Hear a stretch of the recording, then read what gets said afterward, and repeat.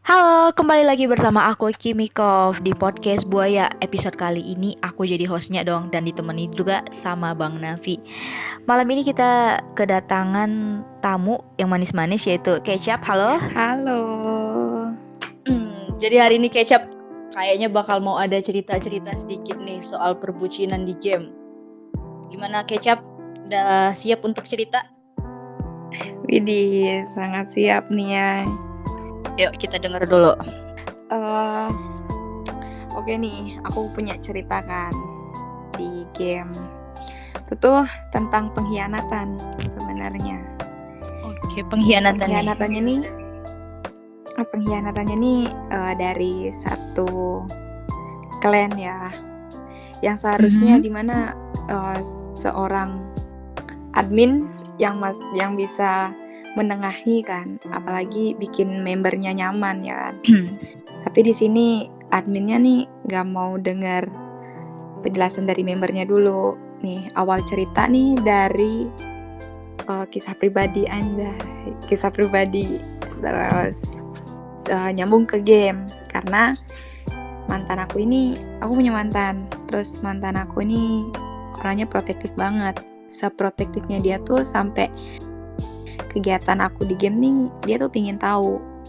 Sesampai dia pingin gabung juga seklan sama aku karena pingin tahu kegiatan aku di game. Salah satu protektifnya dia tuh kayak misal aku ikut scrim, terus dia tuh ngejadwalin, kayak dia yang ngasih aku jadwal kayak gitu. Kamu jangan turun scrim malam ini, gituin. Nah kayak gitu, saking excitednya banget dia pingin tahu kegiatan aku di game kan. Dia mabar nih sama orang random, ketemulah si cewek admin ini yang aku sebut Mawar ya. Terus dia ketemu mabar dan mereka saling tukeran kontak. Nah di sini pas tukeran kontak ini mereka tuh saling menanya kayak gitu. Salahnya cewek ini nggak nanya kenapa aku tuh bisa kayak gitu ke cowok aku gitu. Dia juga nggak nge-confirm ke membernya dulu kenapa ada cowok yang nanya tentang kegiatan aku di game. Nah yang parahnya di mana ceweknya ini nih ngasih akunnya dia untuk si cowoknya ini nge-stalking aku, gimana kegiatan aku di game kayak gitu kan. Oh, mata-matain gitu ya? Iya, mata-matain. Nah, yang aku nggak terima itu, dia tuh sebagai admin, seharusnya kayak tadi nih, dia tuh harus denger penjelasan membernya dulu, dia harus bisa bikin membernya nyaman ya kan. Kalau udah kayak gitu berarti secara tidak langsung, dia tuh bikinnya membernya tuh nggak nyaman, karena ngerasa di mata-matain. Dalam kegiatan apapun yang dilakuin, member tuh pasti ngerasa kayak risih banget gitu loh. Karena orangnya ini terus nge-add friend aku. Temannya aku nggak cukup nge-add friend itu siapa? Adminnya tadi? Akun adminnya tapi yang make mantan aku. Mantan kamu, oke. Terus dia ini kan bukan termasuk member kan, baru mau rencana gabung ke klan kan. Nah di sini aku digituin tuh, di mata-matain kayak gitu tuh udah merasa risih, apalagi dia sampai gabung ke klan. Nah di sini aku ngomong dong ke anak-anak yang lain, salah satu admin juga. Mantan aku nih mau gabung nih, kalau sampai dia gabung, sorry aku mau out aja kayak gitu. Dan dia mata-matain aku pakai akun admin. Aku jelasin lah ceritanya nih, aku jelasin ke admin yang aku ajak cerita kan. Udah di situ tuh ceweknya ini nih masih setelah mantan aku nih nge-stalking aku, udah beres masalahnya, si cewek nih nggak mau ganti password, mesti disuruh dulu sama mantan aku. Di situ keselnya aku, dan mereka tuh masih sering chatan sampai sekarang pun masih kayaknya, karena kemarin pas habis aku putus itu mereka masih chatan kayak gitu. Yang aku nggak terima juga, kenapa dia tuh sebagai admin nggak mau confirm dulu ke aku kayak gitu. Sumpah kalau misalnya dialamin tuh pasti nyesek banget, karena ngerasa tertindas lah. Kalau misalnya mau nindas balik nggak enak gitu. Jadi pengkhianatannya udah tingkat dewa banget seperti itu. Dan sampai sekarang pun si admin ini terus ngebet banget nge-add friend aku, walaupun udah sampai aku tolak berapa kali itu. Akhir-akhir ini masih, tapi mantan aku ini udah nge-SS kan, sempat mereka chat disuruh ganti lah passwordnya kan. Oke, aku ganti gitulah si cewek ini. Nah setelah diganti tuh, tapi kenapa masih di add friend akunya? Aku kan masih kepikiran ke sana jadinya. Tuh jangan-jangan mereka masih sama-sama megang akun satu kayak gitu. Itu kalian putusnya kenapa ya kalau boleh tahu nih? Kan itu kan udah, kan kamunya ngerasa nggak nyaman tuh karena di mata-matain terus. Tuh putusnya kenapa? Apa karena gara-gara di mata-matain itu atau gimana gitu? Karena aku putus nih karena Merasa dia tuh terkekang. orang itu kasar. Pernah beberapa kali main tangan kayak gitu. Oh, ini jumpa di real life, bukan hanya di game doang, pacar di real life gitu. Di real life juga. Dia pernah main tangan juga ke kamunya? Kenapa? Dia pernah main tangan juga ke kamunya?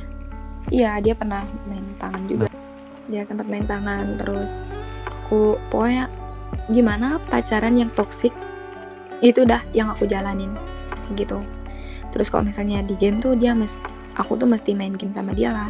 Kamu harus main sama aku, bareng sama aku, kalau mau sama temannya terus ada aku kayak gitu. Jadinya aku kayak gimana ya, aku mau latihan untuk tim pun nggak bisa jadinya kayak gitu. Bagus deh kalau kamu udah putus, nggak bisa sama orang begitu, tersiksa kamu ya ntar.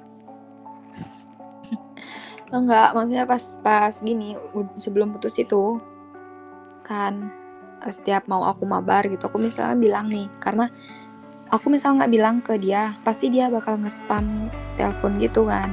Jadinya aku pasti matiin data untuk di WhatsApp-nya, matiin data. Terus kalau misalnya udah nggak mau berdering, pasti dia nelponnya lewat telepon biasa.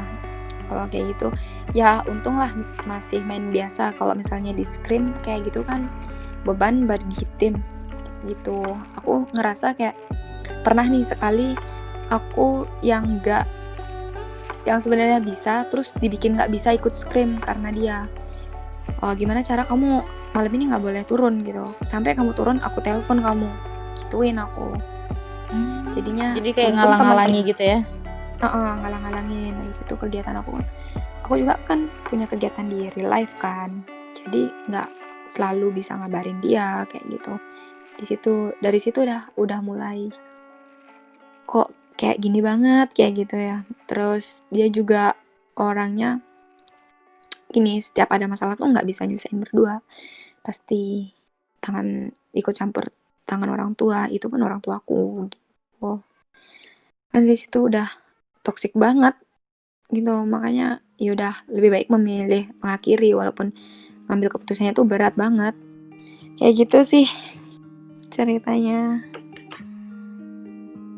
Jadi ini sebenarnya nggak cerita ke boy-boyan, lebih ke pengkhianatan ya. Pengkhianatan. Berarti doinya ini tipe orang yang overprotective, yang kekanak-kanakan, egois, overprotective, egois banget pastinya. Mana-mana harus diliatin, harus tahu kegiatannya. Kayak gitu. Padahal kan emang benar sih tadi sempat dengar kan setiap orang punya kesibukannya masing-masing, bukan untuk sepenuhnya untuk dia. Karena menurut aku ya, sebagai cowok harusnya mengerti lah kegiatan orang lain, apalagi pacarnya sendiri. Harus mengerti banget, jangan mau dingertiin tapi nggak mau nggak mau dingertiin balik lah kayak gitu. Jadi kayak maunya dingertiin tapi nggak bisa ngertiin orang lagi, dia maunya selalu dingertiin. Kan jadi pengen curhat juga. Enggak, tapi dia kayaknya terlalu over banget deh. over banget Iya, dia. maksudku gini loh, maksudnya nggak usah lah bertingkah kayak gitu kalau nggak mau digituin, ngerti gak? Iya, paham. Ya semua orang punya kebebasan masing-masing. Iya, Namanya pas Ya. kalau punya pasangan seharusnya sih apa ya? Harus lebih terbuka juga kan, harus lebih pengertian, harus lebih dewasa. Jangan Iya. jadi api-api, harus kalau pasangan Ya, itu harus ada bener. api dan air juga. Ada api dan air. Ih, aku jadi Iya. pengen.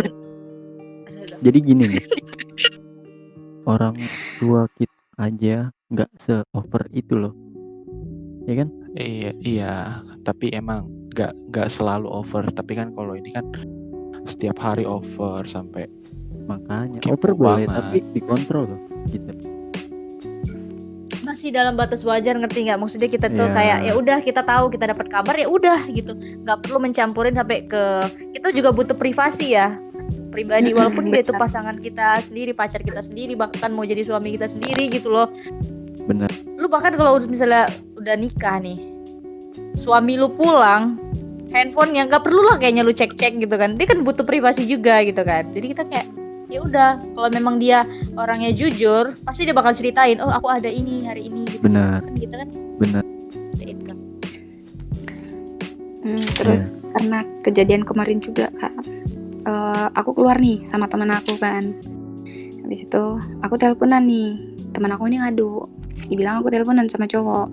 Padahal aku tuh gak ada teleponan sama cowok nih pas di luar. Aku teleponan sama timku karena timku lagi mau rencana ganti nama tim kan, karena aku juga sebagai kapten, jadi mereka minta persetujuan kayak gitu.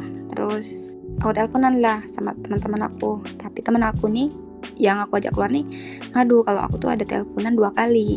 Nah sedangkan yang ngalamin secara langsung tuh kan aku udah jujur nih, udah berusaha jujur.